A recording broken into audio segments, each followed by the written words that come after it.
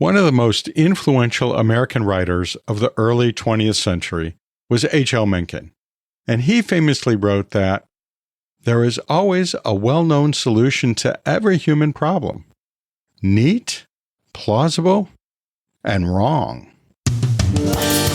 Welcome to the A&P Professor, a few minutes to focus on teaching human anatomy and physiology with a veteran educator and teaching mentor, your host, Kevin Patton. In episode 143, I clarify some things about my extra courses.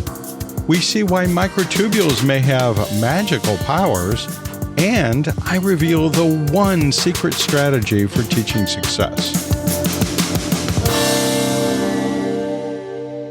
To start off this episode, I have a few things that I want to clarify from that two-part series that we did in episode 140 and episode 141.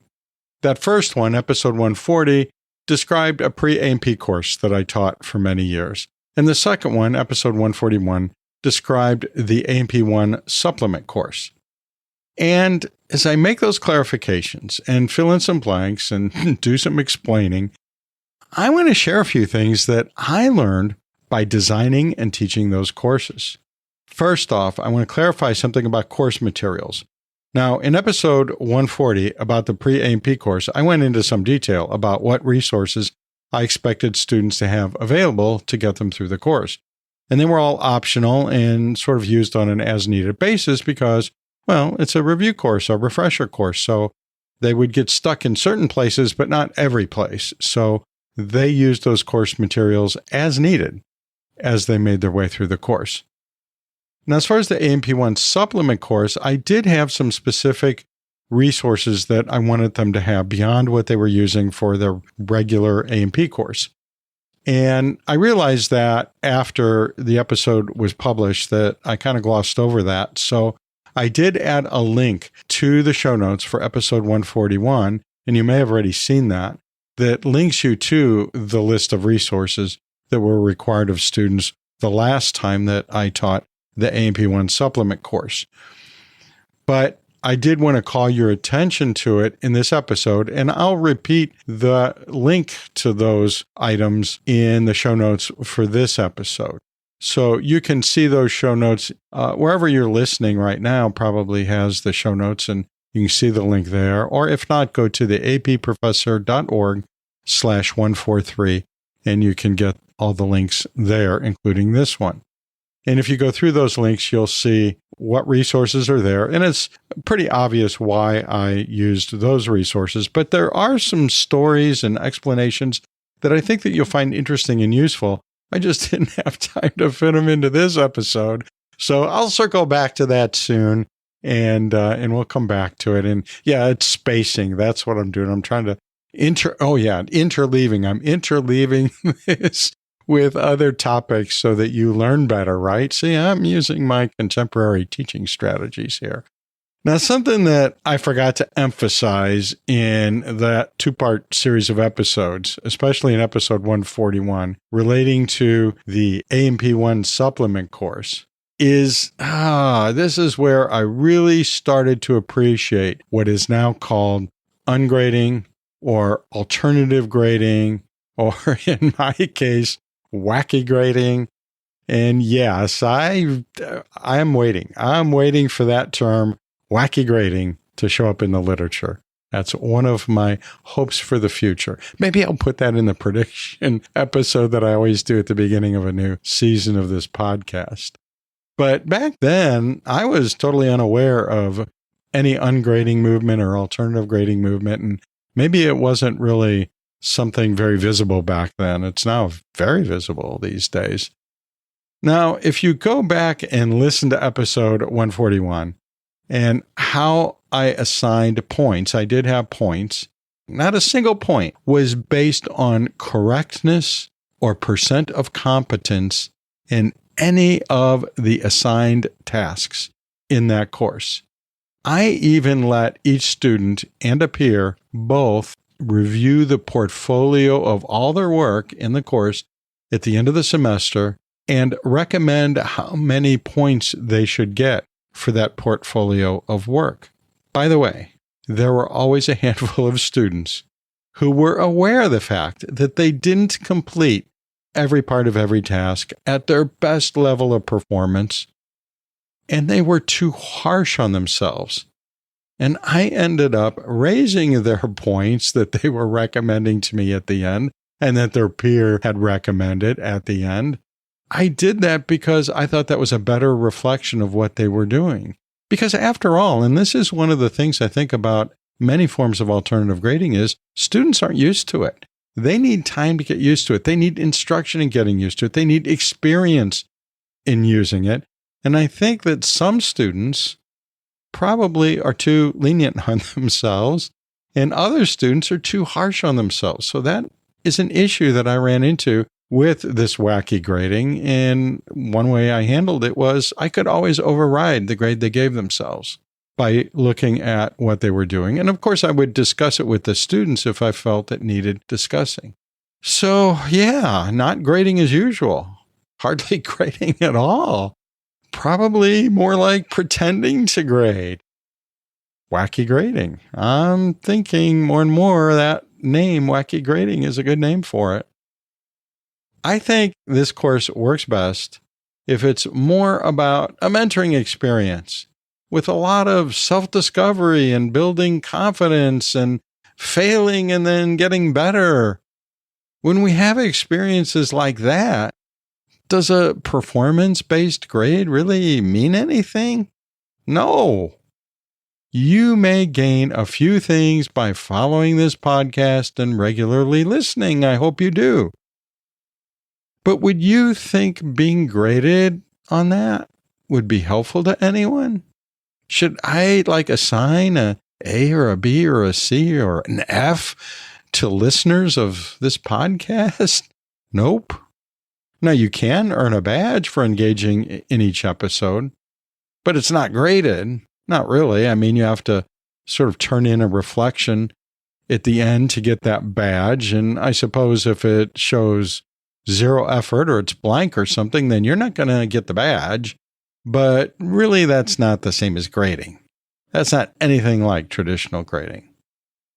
Another thing I forgot to emphasize more was that end of semester debriefing that I did in that course. I did mention it a couple of times, but I kind of glossed over it. When I did it, it took significant time, at least a half hour, but sometimes it just kept going. Okay, usually it just kept going. I found that at first, I'd have to ask questions and sometimes even ask individuals to share a response. Pick on people, in other words. But because of the informal culture of the course all semester, it didn't take long before they warmed up during that debriefing and start jumping in and discussing their experience of the course. Casting it as a way for me to improve the course helped a lot with that. In other words, I just, had a heart-to-heart with them and said, look, I don't know how this course is supposed to go. This isn't something that you can look up and see how you're supposed to do it. Nobody taught me how to do this course, so I need some help from you. You've been through the course. What worked for you? What didn't work for you? What suggestions do you have? It also gave me an opportunity to give the rationale behind some of the weird things that I did, why I did what I did. And that, I think, helped them appreciate the things that they didn't really understand why we were doing it, still getting a benefit from it, but not really understanding that they were. It wasn't a graded discussion, this end of semester debriefing. I was asking them to be part of that never-ending course design process. So there was no pressure on them to, I have to contribute something. It has to be in this form. You know how we often have these rubrics that grade discussions. A lot of times not even based on content very much, but based on form and format. And so there was none of that. There was no kind of grading pressure on it at all. Anyway, I do have a link in the show notes to another episode that I did explaining more about those end-of-term reviews. Now, I just mentioned badges. And badges in pre-A&P were mentioned in episode 140. But a question you might have is, did I award credentials in A&P 1 supplement? And the answer to that is no, I didn't. I hadn't broken through the wall yet. You know, that wall of fear and lethargy and doubt and being chided for trying yet another wacky thing in my course. Remember back when I designed both of those courses, badges were new and most of us hadn't even heard of them yet. I know I hadn't, or if I had, it hadn't really registered yet. It was a few years later that I added badges to the pre-A&P course, and by the time I worked out all the kinks in using digital credentials in the pre-A&P course, I was no longer teaching the A&P 1 supplement course. I had handed it over to someone else. So, nope, no badges in A&P 1 supplement.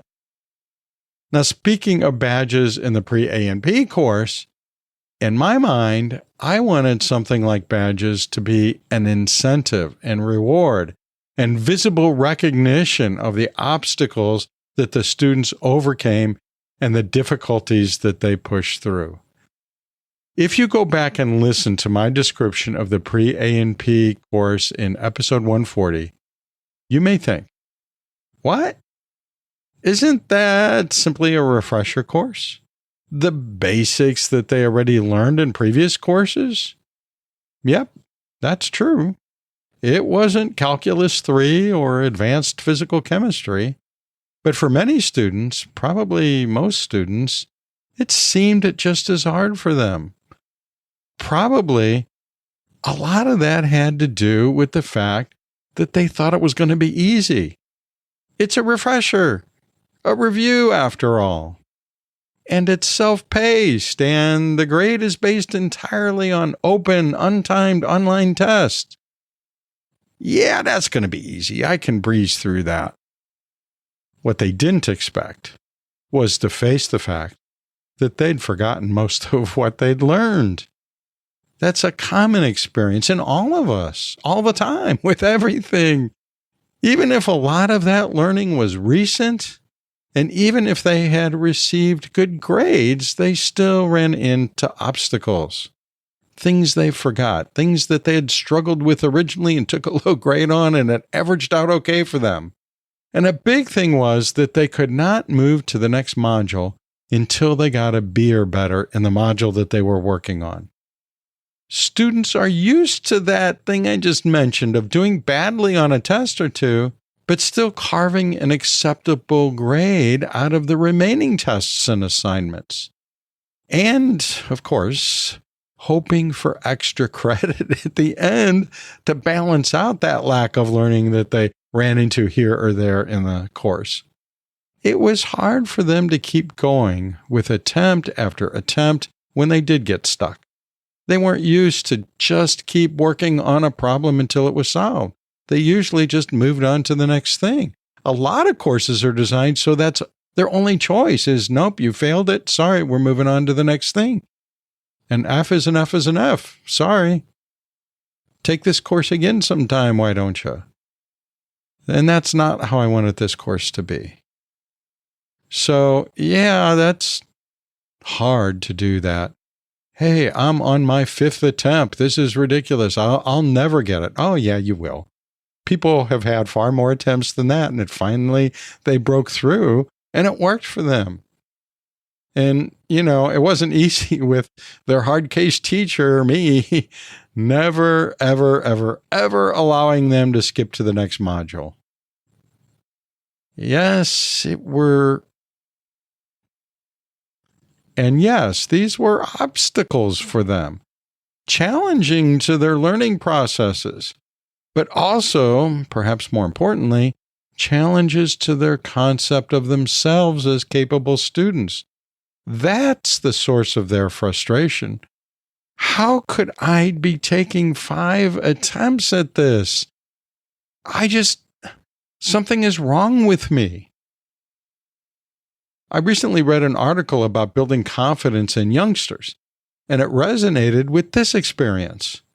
Facing difficult challenges and eventually overcoming them is probably the most effective way to learn confidence and resilience. And that was something that I learned to appreciate while teaching pre-A&P. Lastly, something I learned by teaching both courses is that it pays to be generous to students, to be generous with my time, to be generous with my effort, and not always looking for ways to avoid interacting with students and their work, just because it's easier that way, and I'm fundamentally a lazy guy. I found that when I took a breath and steeled myself and went ahead and put the effort into being really present for my students, even on my particularly lazy days, I was rewarded with student success and student appreciation and confirmation that I really could do good in the world. In episode 139, titled Thinking New Thoughts About the Human Brain, one of the segments challenged conventional models of the brain and introduced what can be called the transducer model.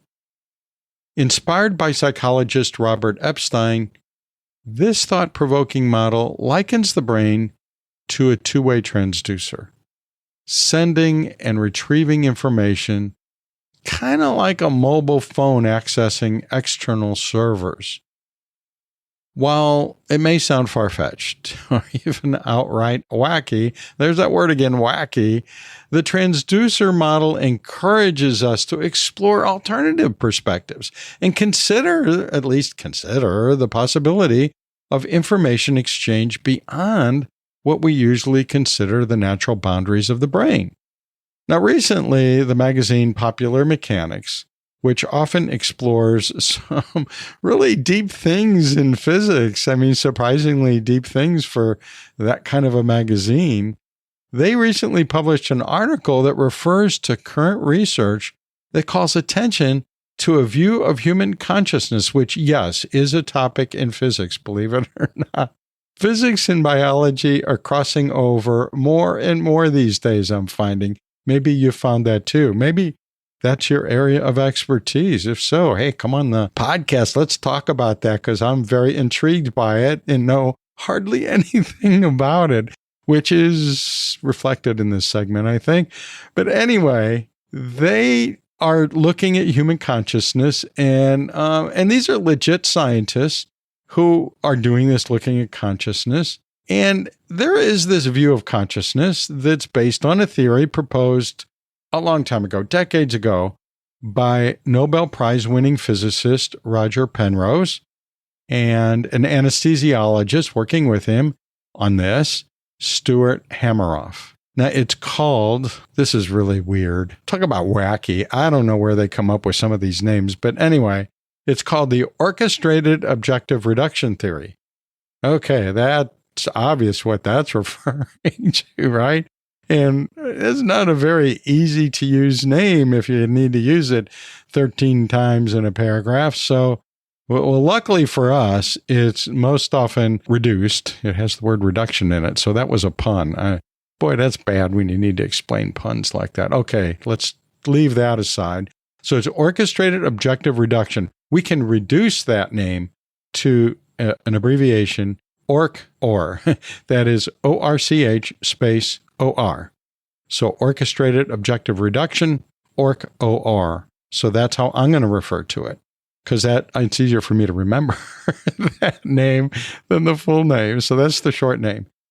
Okay, so in a nutshell, and the nut reference is intentional there. There I go, explaining puns again. In a nutshell, ORC-OR proposes that human consciousness is a quantum process facilitated by microtubules in the neurons of the brain.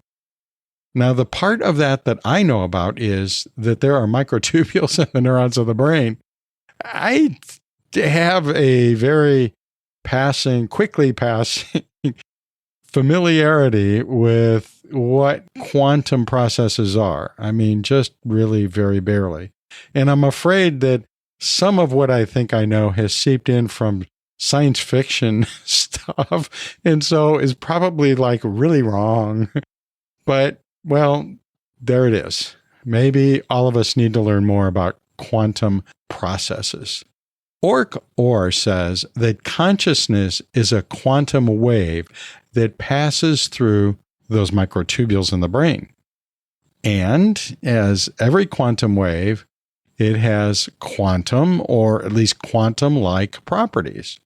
For example, these proposed quantum waves in the neuron microtubules may have the property of superposition, which is the ability to be in many places at the same time. Now, I had heard of that. I probably didn't know that it was called superposition. That seemed familiar to me when I read that recently, but I don't know if I really knew it as that. But I knew that there was this idea that a whole bunch of things could be in the same place at the same time.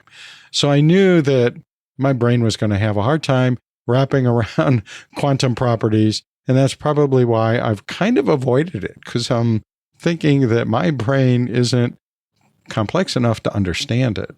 And you know what? The more I read about it, the more I realize that even experts in quantum properties don't really understand it very well yet. So there's this property of superposition where there can be particles that are in many places at the same time. But the thing is, there are very many places at the same time, unimaginably many places, as I understand it, which, as I said, isn't really very much understanding at all. Another quantum property these microtubule waves could have is entanglement. That's the possibility that two particles that are far away from each other are connected in some way, or maybe in many ways. Unimaginably far away particles, as I understand it, which, yes, I'm saying it again, it's a very, very shallow understanding that I have. I think it is safe to say that if there are quantum waves in the brain's microtubules, they're weird. Hameroff, one of the originators of the ORC-OR hypothesis, recently proposed that human consciousness is kind of like a fractal. A fractal, put simply, which is the only way I can put it, because it's a mathematical phenomenon involving fractional dimensions, which is way beyond my meager abilities to calculate heart rates and stroke volumes and cardiac outputs. That's the limit of my mathematical expertise and understanding. So, put simply, a fractal is a never-ending pattern. But it's not just any simple pattern that repeats, like a square or a cube or a cone or a torus or any other kind of simple pattern. It's a pattern that can be complex and be very tiny, tiny, tiny, or gigantically huge, and exhibit the same properties at any scale. Now, this exhibiting same properties at any scale, that is, sometimes it's called self-similarity, where you zero in on some little part and it looks just like the whole picture did. It has the same similar look to it. It's not exactly the same. If you go point by point, you're going to see some differences, but it looks like it came from the same roll of wallpaper. Let's put it that way. It looks like the same kind of complex pattern. Now, that's an essential feature of fractals, that idea that the pattern remains recognizably similar no matter the level of magnification, or level of reduction, if you want to think of it that way, in size.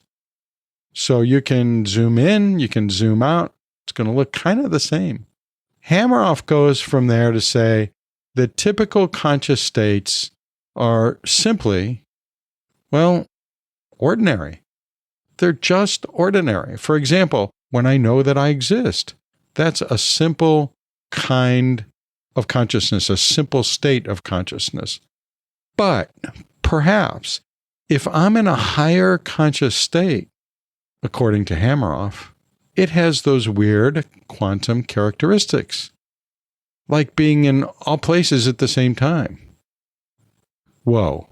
Yeah, I can't say that I recall ever being in all places at the same time. I mean, yeah, okay, my mind is often scattered and hard to keep focused, but not really in all possible places at the same time.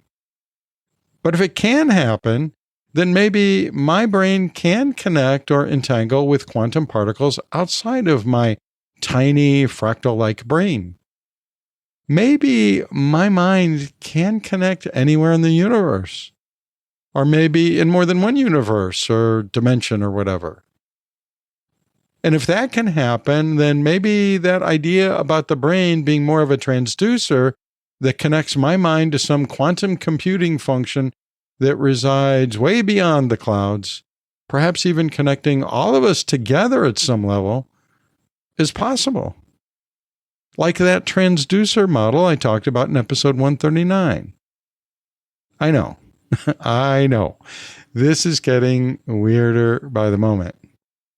And that's exactly how many scientists reacted when the ORC-OR idea first came out. Nope, they said. Sorry, too weird to work. So it never really went anywhere. But more recently, as we learn more about the brain and more about quantum concepts, there are a group of real scientists, not pseudoscientists. Maybe I should call them scientists to contrast with pseudoscientists. Anyway, there's a group of real scientists who are considering a revival of some of the ORC-OR ideas. This recent work that I mentioned potentially helps answer one of the arguments against ORC-OR. That is, there's an argument that it's too warm and too wet in organisms for quantum waves to be sustained. They're usually only observed in cold, controlled laboratory environments. What our understanding has been is that quantum waves should just fall apart into a pile of quantum particles, I guess, that don't have any superposition and therefore cannot also be somewhere else far, far away. But quantum reactions are now being shown as possible in chlorophyll, for example, during photosynthesis, and maybe in other processes in biology. The recent research that prompted that article I mentioned at the beginning of this story seems to show that quantum reactions can be sustained in the tubulin that makes up microtubules, even in the naturally warm and wet conditions inside of neurons. I know, this all sounds real science fiction-y, right? But isn't that how science works? Wacky ideas that are set aside and then later picked up and examined again and then set aside and then examined again, and at some point they seem a bit more plausible.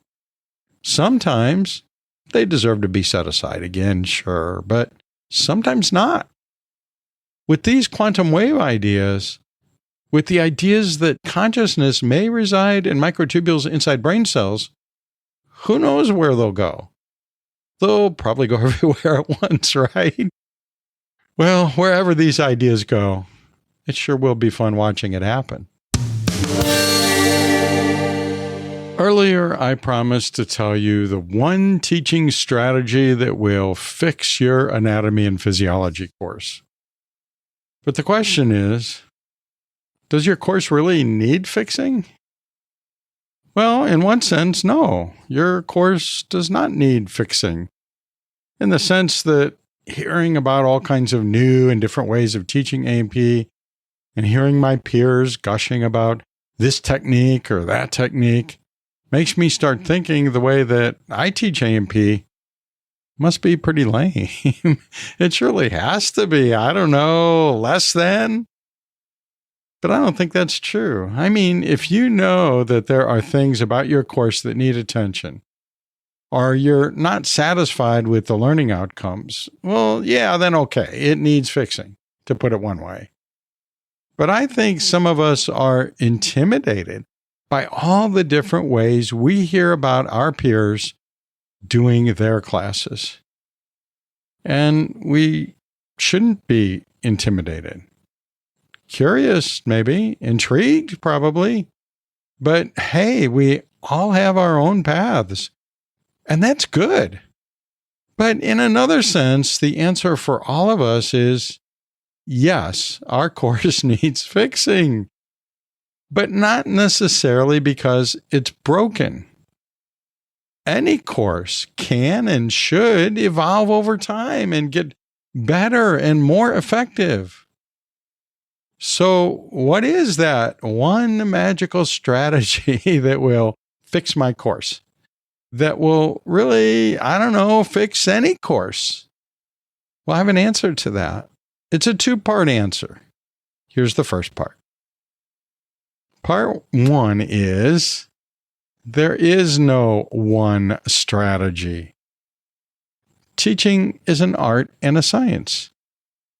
And the art of teaching necessarily implies choices. The art of teaching also implies using a variety of strategies and techniques, often as needed and mixed together and layered on top of one another. Learning is complex. Teaching is therefore complex. Courses are complex. So it's not surprising that strategies for teaching and course design are complex. And they are many. Historically, we've developed a lot of great teaching strategies. Not all of them can be used in one course, so we use our artistic teaching sense and our teaching experience and our training to choose what fits our objectives, what fits our students, and what fits all those other aspects of our situation. Yeah, it's true that some of our classic techniques have been shown to be less effective than some more recently developed techniques. And, robotic machines have replaced hand-carved wood fixtures.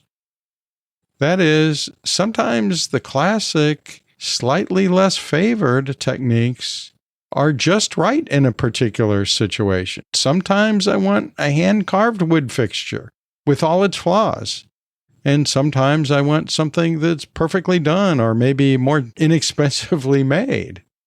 So, we don't throw the old things out always when new things are developed. And I think that should be true of teaching strategies because some of those old teaching strategies are just right for this part or that part of a course or maybe for an entire course.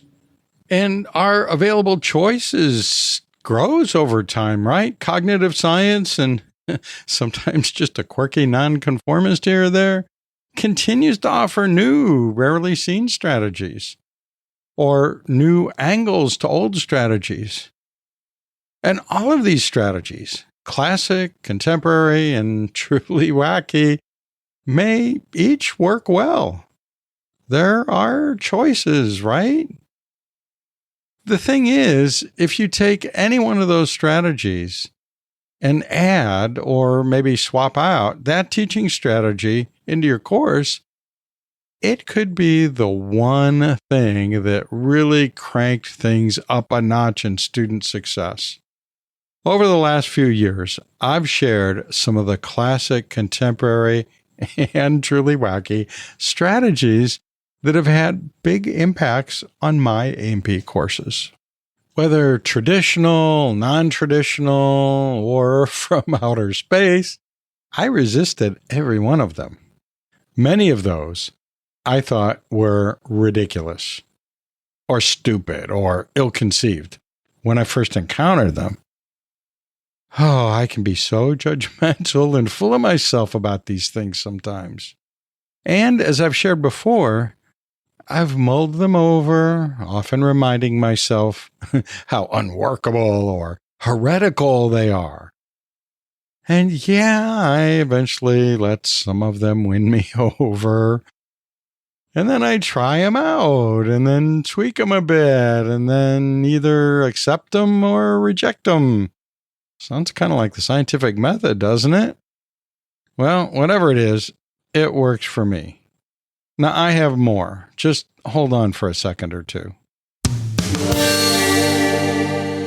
Before I move on, I want to invite you to share teaching strategies or modifications to teaching strategies that you've found to be worthwhile. Just call the podcast hotline at 1-833-LION-DEN. That's 1-833-546-6336. and either leave a recording that we can use in the podcast or leave me a message so that we can chat about recording a conversation with me. Or you can send an audio recording to podcast@theapprofessor.org. I said earlier that I have a two-part answer to the question, what is that one magical strategy that will fix my course? The one strategy that will fix any course. Well, the first part was my thesis that there is no one strategy. The second part is there is one strategy. That one strategy is be open to all strategies. Those strategies that have been around since the dawn of humanity. The strategies that were developed and refined more recently. And those oddball experimental strategies. Even the strategies that suddenly came to mind while walking your dog. Because that new strategy may be the one that really does move your course up a notch or two on the student success scale. And if it doesn't, well, that's okay. That's part of our profession. We'll just try another one, right? Based on this message, I have a warning that I hope y'all will heed. Beware of course templates. I should say that in a spooky voice or something. Beware of course templates. Beware of insisting on too much uniformity in our courses. Beware of so-called master courses. I don't like that. The colonial overtones of using the term master for anything. I explained this back in episode 102. But that is the term used by Canvas and other learning management systems and is widely used in academia.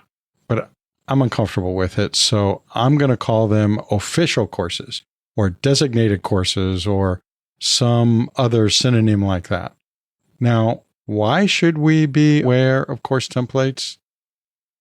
Because uniformity in teaching is evil.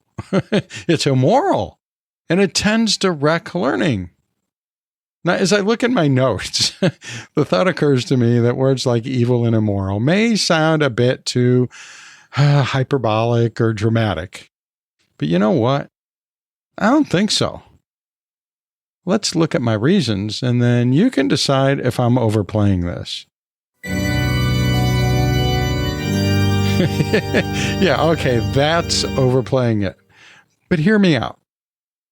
Why do we think that having everyone in our department or institution or system or state or nation all use the same course design or the same learning outcomes or the same teaching strategies or the same course policies and on and on and on, why do we think that's acceptable or even desirable?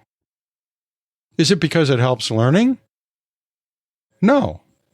No, it does not help learning. How could it help learning? Yeah, I know. I suppose one could say that course templates developed by experienced educators, perhaps paired with trained course designers, make it more likely that students will succeed. Okay, maybe. But I think that's true only for someone new to teaching, or someone who struggles with teaching, or someone who lacks talent or motivation in teaching, or someone who's maybe new to that particular course. In that case, having a course template that's well designed is like having training wheels on a bicycle. The goal should be to wean off of that template or designated course as soon as possible. As we start looking for that 1 or 2 or 6 strategies or techniques or redesigns that will make the course work better for all involved. Imagine how boring and discouraging and, well, just downright insulting to our professional abilities it is to lock us into a uniform, lockstep cookbook of a course for our whole career. It's already getting intolerable in modern academia. Is that really what we want? An army of drones teaching A&P with no autonomy or very little autonomy in the courses that they teach? But wait, we might say, wouldn't rigid, permanent templates and officially designated courses make it less likely that an incompetent instructor will interfere with student success? Yeah, no. No, it won't. An incompetent instructor won't be any more competent if they follow a recipe from a cookbook. It may help them figure some things out at first, but they need to become competent. That's another whole conversation. But getting some counseling and or some mentoring and or some coaching, getting some direct guidance, engaging in more training, and having some fun dabbling in designing new elements in that course, well, that's a good start to turning the incompetent instructor into a competent instructor. I think that rigid course uniformity can make really good teachers, whether they're good now or they have the potential to be good later, less competent. That is, the uniformity can make them less competent over time by taking away their creative autonomy, by taking away their will, their motivation for continual growth and improvement. Another reason given for the desirability of a one-size-fits-all course design and a one-size-fits-all course content is that it reduces student confusion and makes it easier for students if all courses are the same. Wow. Just, wow.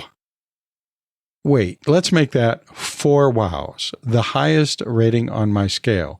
Wow, wow, wow, wow. Really? What kind of confusion are we reducing by having a course template? Students in my A&P course are going to have very little idea what's going on in the A&P course going on down the hall. Even as word gets spread among all the students in both courses, if the two courses have different characteristics, what matter does that make? Those students aren't confused by that. They're aware of it, but they're not confused by it, not usually. Even if they are confused, we're educators. We have ways of helping them clear up their confusion. That's what we're here for, right? I've seen so many cases of students failing A&P and retaking it with a different instructor who uses different strategies in their course, and those students end up being more comfortable, more engaged, and more successful. I've seen it happen in both directions. Not that one instructor was better or one course design was better. It's just that they were different, and those differences mattered to students. But if we're talking about all courses in a department having the same course design and using the same strategies and techniques, how does that help learning? Wouldn't overall learning be improved by providing opportunities for students to learn new workflows in different courses? Wouldn't facing uncertainty with a new way to learn in a course improve their ability to face the uncertainty of real life? The uncertainties that they're likely to encounter in their careers? In episode 135, my friend Michelle Lazarus chatted about her work and her new book focused on uncertainty. When I asked her what was it that led her along that line of investigation, she said that our students face uncertainty all the time as health professionals and in related careers. But they're not well prepared for it. They need more practice facing uncertainty and moving ahead successfully. She calls it uncertainty tolerance that they have to build up to be successful. Maybe it should be part of our institutional, our department, or course learning outcomes this improvement in uncertainty tolerance among our students. But written or unwritten, I think we owe that to our students anyway. You and I know the real reason for designated courses and rigid templates and the making of courses less confusing and easier for students. It's so that you and I and our supervisors and folks all over the college or university don't have to face all the questions and comments and empty complaints of students who say that a lack of uniformity makes them uncomfortable or makes it unable for them to succeed. That's bunk. It's just not true. And we're either afraid of or tired of explaining that to students, so we make everything uniform. That's not a good answer. That's not only not a good answer, it's a harmful answer. The thing is, students still find ways to complain, don't they? So it really doesn't solve that problem.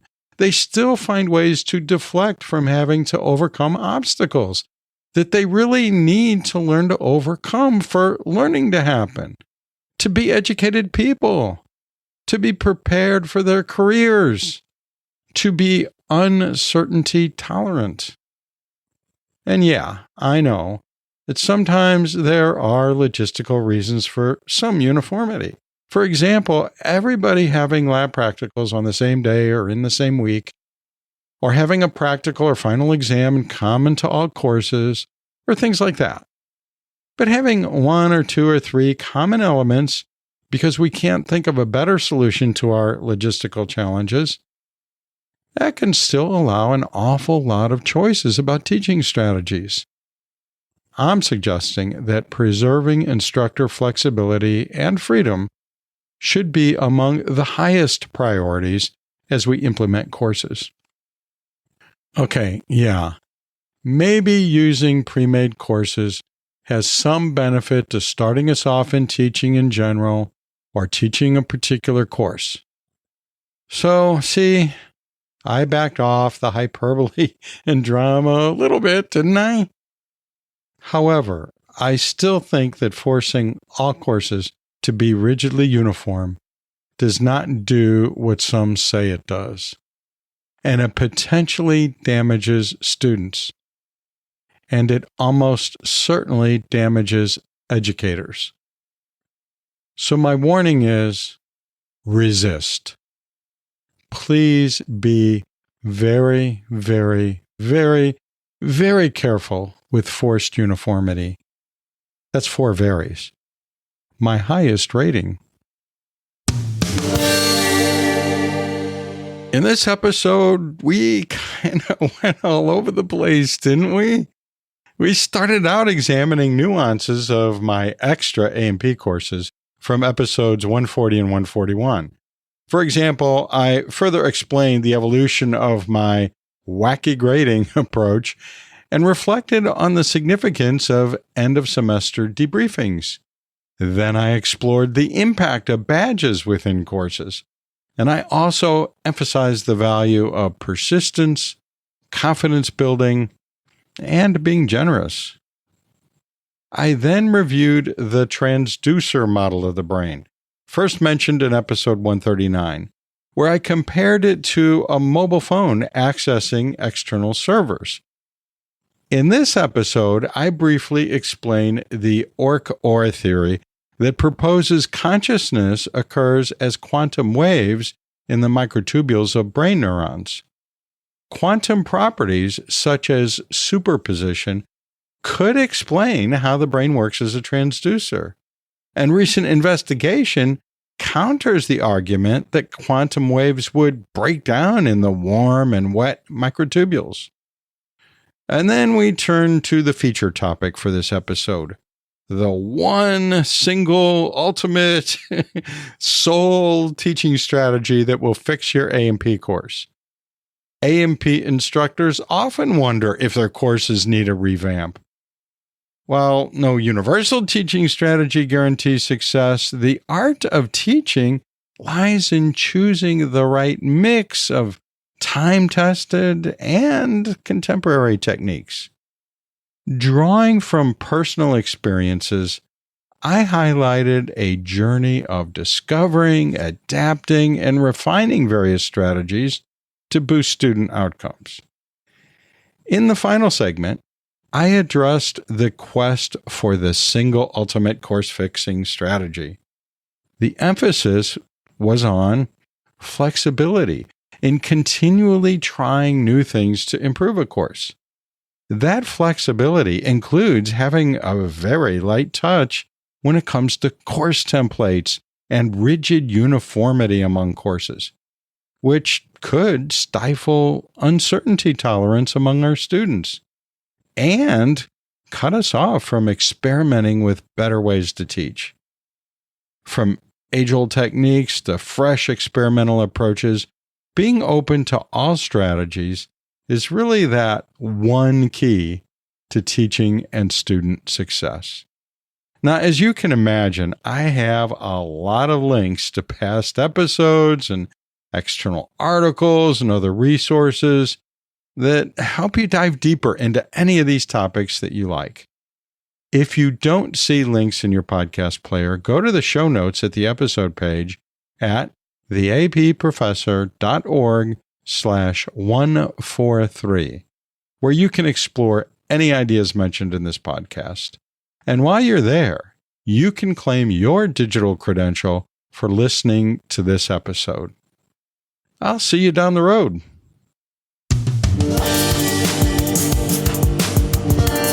The A&P Professor is hosted by Dr. Kevin Patton, an award-winning professor and textbook author in human anatomy and physiology.